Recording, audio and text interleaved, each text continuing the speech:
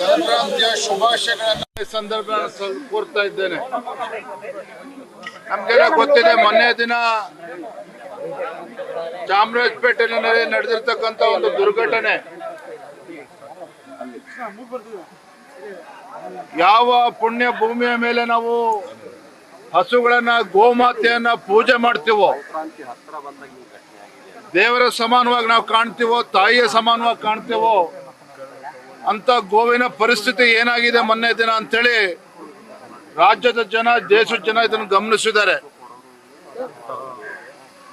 ಈ ಒಂದು ಸಂಕ್ರಾಂತಿಯ ಶುಭ ಸಂದರ್ಭದಲ್ಲಿ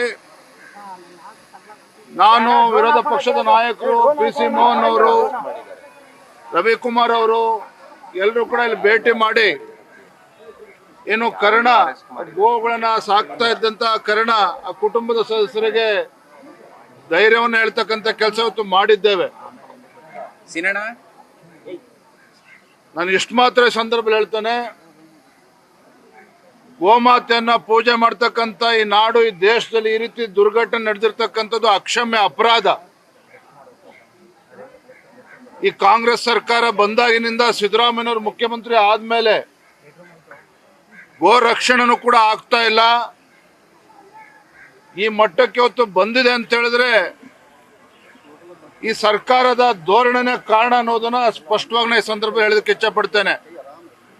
ಇಷ್ಟು ಮಾತ್ರ ಹೇಳ್ತೇನೆ, ಮೊನ್ನೆ ಚಾಮರಾಜಪೇಟೆಯಲ್ಲಿ ನಡೆದಿರ್ತಕ್ಕಂಥ ಈ ಘಟನೆ ಖಂಡಿತ ಸಿದ್ದರಾಮಯ್ಯನವರು ಒಳ್ಳೇದು ಮಾಡೋದಿಲ್ಲ, ಈ ಕಾಂಗ್ರೆಸ್ ಸರ್ಕಾರಕ್ಕೂ ಕೂಡ ಒಳ್ಳೇದು ಮಾಡೋದಿಲ್ಲ. ಅಷ್ಟು ಮಾತ್ರ ಸತ್ಯ. ಇವರ ಪಾಪದ ಕೂಡ ತುಂಬಿದೆ. ಇವರ ಪಾಪದ ಕೂಡ ತುಂಬಿದಾಗ್ಲೇನೆ ಈ ರೀತಿ ದುರ್ಘಟನೆ ಆಗೋದಕ್ಕೆ ಸಾಧ್ಯ. ಯಾರೋ ಒಬ್ಬ ಬಡಪಾಯಿನ ಹಿಡ್ಕೊಂಬಂದು ಅವನೇ ಮಾಡಿದಾನೆ ಅಂತೇಳಿ ಬಿಂಬಿಸ್ತಕ್ಕಂಥ ಪ್ರಯತ್ನ ನಡೆಸಿದ್ದಾರೆ ಅಂತೇಳಿ ಇವತ್ತೆಲ್ಲವೂ ಕೂಡ ಚರ್ಚೆ ನಡೀತಾ ಇದೆ.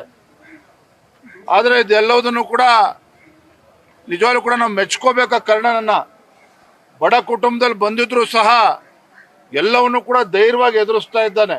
ಹಾಗಾಗಿ ಸಂದರ್ಭದಲ್ಲಿ ಬಂದು ಅವನು ಭೇಟಿ ಮಾಡಿ ಅವನು ಕೂಡ ಧೈರ್ಯ ತುಂಬಿ ಇವತ್ತು ಹಬ್ಬದ ದಿನ, ಇವತ್ತು ಸಂಕ್ರಾಂತಿಯ ದಿನ ಗೋಪೂಜನ ಮಾಡಬೇಕು ಅಂತೇಳಿ ಇವತ್ತು ಎಲ್ಲರೂ ಬಂದು ನಾವು ಗೋಪೂಜನ ಕೂಡ ನಾವು ಮಾಡಿದ್ದೇವೆ. ನ್ಯೂಸ್ ಫಸ್ಟ್, ನಿರ್ಭೀತಿಯಿಂದ ನಿಮ್ಮ ಪರವಾಗಿ.